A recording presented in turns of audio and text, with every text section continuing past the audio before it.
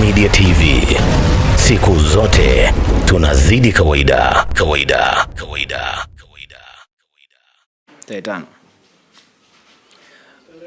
Okay. Ndugu waandishi wa habari na umma wa Tanzania kwa ujumla, kwa majina naitwa Victor Baleke, ni mwenyekiti wa baraza la vijana wa Chadema kanda ya Nyasa, kanda yenye mikoa mitano, mkoa wa Rukwa, mkoa wa Songwe, Mbeya, Njombe pamoja na Iringa. Leo tarehe 5 mwezi wa 3 nimekuja kuzungumza na nyinyi hususa kuzungumza juu ya tukio ambalo lilitokea wiki iliyopita. Tulimsikiliza RPC kwa maana ya kamanda wa polisi mkoa wa Iringa akifafanua au akitoa tuhuma nzito ambazo zilikuwa zinamkabili mwenyekiti wetu wa mkoa anayeitwa Ibrahim Yovera na wenzake wawili. Leo tumekuja kwa maana moja. Tumeyasikiliza maelezo ya RPC, lakini tulikuwa tunajua ndani ya wiki labda wanaweza wakawa wamefanya jambo lolote. Lakini na sisi tulijipa muda mkubwa wa kufanya tafiti ili tujue ukweli wa hili jambo ukoje. Mwenyekiti wetu wa mkoa wa Bavicha, Kamanda Ibrahim Yovera, ni mtu mkazi wa Iringa mjini. Mnamo tarehe 9 ya mwezi wa 2, katika eneo analofanyia biashara, kuna watu walimkamata mtu waliokuwa wanamsuspect kwamba ni mwizi. Baada ya kumkamata, walikuwa wanampiga, kwa maana ya kwamba raia wenye hasira kali walikuwa wanampiga huyo kijana. Ibra kwa sababu ya kujuana na askari aliwapigia simu askari kuwaomba msaada waende wakamsaidia huyo kijana. Lakini baadaye askari walifika, wakaoneshwa huyo kijana, akawapa ushirikiano, wakafanikiwa kuondoka na huyo kijana. Tumeambiwa walikuwa ni vijana wawili. Lakini ilipofika tarehe 10 ya mwezi wa 2, majira ya asubuhi saa 3, tunaambiwa na watu waliotupa taarifa kwenye hilo eneo la Ipogolo kwamba huyo kijana aliyepigwa jana na watu wenye hasira kali alipoteza maisha. Baada ya kuwa amepoteza maisha, hiyo ni tarehe 10 saa 3 asubuhi. Tarehe 10 hiyo muda wa baadaye, kwa maana ya saa 10, mwenyekiti wetu wa Bavicha alipigiwa simu na askari kwamba akaripoti kituo cha polisi kwa mahojiano. Alipofika kituo cha polisi Central Iringa, wakamdetain, kwa maana walimchukua wakamkamata wakisema wanamtuhumu kwa kosa la shambulio. Hiyo ni tarehe 10. Sasa baada ya tarehe 10, familia yake ilihangaika na baadhi ya viongozi wa chama kuhakikisha anapata dhamana yeye na pamoja na hao wenzio wawili. Lakini walitumia zaidi ya siku 7 mpaka ilipofika tarehe 17 ndio mwenyekiti wetu akapewa dhamana kwa kosa la shambulio. Lakini kilichotustua zaidi kwenye ya RPC, tunashangaa ni kwa nini RPC ameamua kuuhadaa umma wa Tanzania. Na kinachotushangaza ni kwa namna gani ameamua kutunga makosa ambayo hayakuwepo kwenye tuhuma alizokamatiwa Ibra. Tumemsikia RPC akizungumza kwamba Kamanda Ibrahim amekimbia baada ya kwamba yule kijana aliyekuwa ameshambuliwa waliomripoti polisi kusikia kwamba amefariki. Kwa maana ya kwamba Ibra amestuka kwamba hiyo kesi ya mauaji itakuwa ni kesi kubwa. Sasa mimi nimuulize RPC na tuwaeleze Watanzania wapime. Huyu kijana ambaye wanasema ameuawa, aliuawa Ibra akiwa bado hajakamatwa, na ameuawa kwenye mikono ya jeshi la polisi. Sasa kama wanasema Ibra ni mtu alishiriki kesi ya mauaji, ni kwa nini walimdhaminisha hiyo tarehe 17?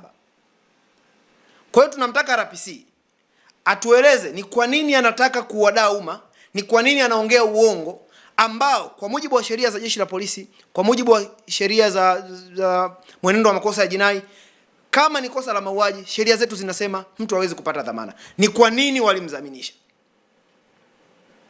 Lakini tukienda mbali zaidi, hiyo tarehe 18 ambayo tunasema mwenyekiti wetu amepotea, tarehe 18 ndio siku aliyopangiwa, the day after bail, yani siku ya dhamana, kesho yake akaambiwa akaripoti. Alipofika kwenye kituo cha polisi Central, alikuwepo yeye na hao vijana wawili, lakini walikwenda kwa bajaji, kwa maana ya bajaji ya kukodi. Walipofika Central, bajaji aliwashusha, wakaingia kituo cha polisi Central. walivyoingia kituo cha polisi Central ndio mwanzo na mwisho wa Ibra kuonekana tena mtaani.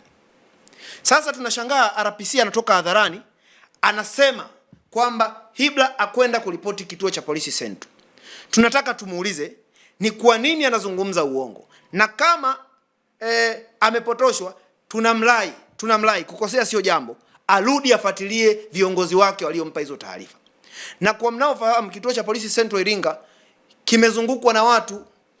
Upande mmoja kimezungukwa na Central na soko, upande mwingine kina hospitali ya rufaa, upande mwingine kina jeshi la zimamoto. Sasa sio kitu kimetokea kwa kificho, na tunao watu ambao wamemshuhudia Ibra akiwepo Central Polisi. Kwa hatua za mbele tutawaleta ili watoe maelezo kwamba walimuona Ibra akiripoti, na RPC atuambie ni kwa nini anadanganya kwamba Ibra kwenda kuripoti. Lakini ambacho tunakiona kwa RPC wa Iringa, ikiwa RPC anadai kwamba hawashikilii, basi kwa tafsiri nyepesi anakiri kwamba mkoani Iringa sio mkoa salama kuishi. Vituo vyake vya polisi sio sehemu salama kwenda, kwa sababu huyu mtu amefika Central Police kwa ushahidi ambao upo, na hata mpelelezi wake wa kosa tumezungumza naye, anatuambia Ibra alikubaliana naye wakutane saa 2. Mpelelezi anasema nilichelewa. Nilipofika saa 4, yeye mpelelezi alifika saa 4 Central. Akaambiwa na askari wenzie kwamba huyo kijana alikuwepo hapa. Kwa hiyo tunachokiomba jeshi la polisi kupitia kwa RPC wa Iringa watoke watueleze, wajibu hayo mambo ambayo tunawaambia kwamba ni kwa nini walimdhaminisha mtu aliyekuwa anasema ameua, lakini cha pili, inawezekanaje mtu akapotea kwenye mikono ya jeshi la polisi kwenye kituo cha kati Central Iringa. La mwisho sio kwa umuhimu, ukisoma sheria ya jeshi la polisi pamoja na katiba ya Jamhuri ya Muungano wa Tanzania, moja ya majukumu makubwa ya jeshi la polisi ni kulinda usalama wa raia na mali zao. Na katiba yetu ibara ya 14 iko very clear, imeeleza kila mtu anayo haki ya kuishi, kupata hifadhi ya maisha yake kutoka kwa jamii kwa mujibu wa sheria. Sasa matakwa yetu ni nini? Matakwa yetu kama Bavicha kanda ya Nyasa, kutokana na ukimya huu na kauli ya mashaka na ya upotoshaji iliyofanywa na RPC kamanda wa polisi Kamanda Bukumbi wa mkoa wa Iringa, Bavicha Nyasa tunatoa msimamo ufuatao. Moja, tunamtaka mwenyekiti wetu wa baraza la vijana mkoa wa Iringa Kamanda Ibrahim Myovela na wenzake wawili waachiwe huru bila masharti yoyote. Na kama wanakosa, hilo ni la pili, kama wanakosa ambalo wanasema RPC ni la mauaji, wapelekwe mahakamani wakashtakiwa kwa kosa la mauaji. Lakini pili, tunampa RPC masaa 48. Kama atashindwa kufanya hili jambo, sisi kama Bavicha kanda ya Nyasa tumejipanga, tutakwenda ofisini kwa IGP kuzungumza juu ya hizi taarifa na uongo uliotolewa na RPC wa mkoa wa Iringa kufuatia tukio la kutekwa au kukamatwa kwa ndugu yetu akiwa kwenye kituo cha polisi Central.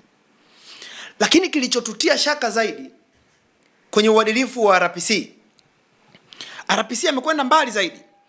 Anamtuhumu mwenyekiti wetu wa baraza la vijana mkoa wa Iringa Kamanda Ibrahim Myovela kwamba polisi mwanzo walikuwa wakimtafuta kwa makosa ya kuchochea vurugu ya maandamano ya uchaguzi wa 2025.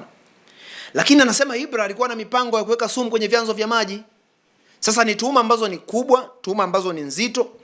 Sisi tunamtaka Kamanda RPC apime kauli zake zidi ya matamko anayotoa, hususan anapozungumza na vyombo vya habari. Leo unapozungumza kwamba kuna mtu ameweka sumu kwenye vyanzo vya maji, hayo maji yanatumika na watu na wanaweza kuona hayo matamko yako.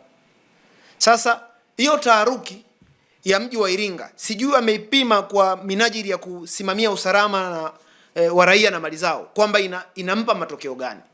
Kwa hiyo kwa nyakati za mbele tutaeleza kwamba ni kwa nini tunaamini RPC anayafanya haya na ikiwezekana nyuma ya haya kuna nini.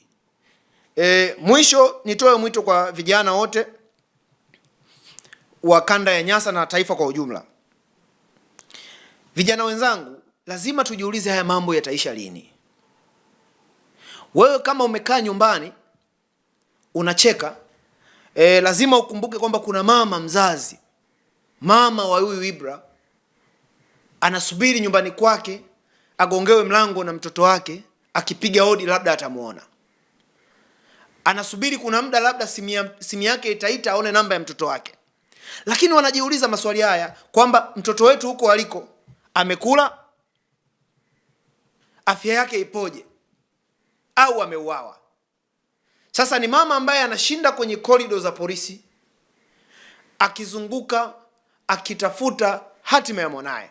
Kwa hiyo niwaombe vijana wenzangu, kanda ya Nyasa na taifa kwa ujumla, tufike hatua tupige kelele, kwa sababu kukaa kwetu kimya ni kuendelea kutoa kibali kwa watu wengi kuendelea kupotea kadri itakavyowezekana, ambavyo watu wanaweza kufanya ambao ni watu wabaya. Nishukuru sana, lakini nieleze kwa hatua ya sasa tumetoa masaa 48. Baada ya masaa tutafunga safari kwenda kukutana na Inspector General wa polisi Kamanda Camillus Wambura kueleza mambo ambayo yana contradict kwenye maelezo ya RPC wa Iringa na uhalisia wa tukio. Asanteni sana na Mungu awabariki. Jongo Media TV, siku zote tunazidi kawaida. Kupata taarifa zetu, subscribe channel yetu ambayo ipo YouTube na ubonyeze kengele. Utakuwa wa kwanza kupata taarifa zetu. Nenda YouTube sasa hivi, andika Jongo Media TV au nenda Instagram yetu. Kwenye bio kuna linki ambayo itakupeleka moja kwa moja YouTube. Asante kwa kutazama Jongo Media TV.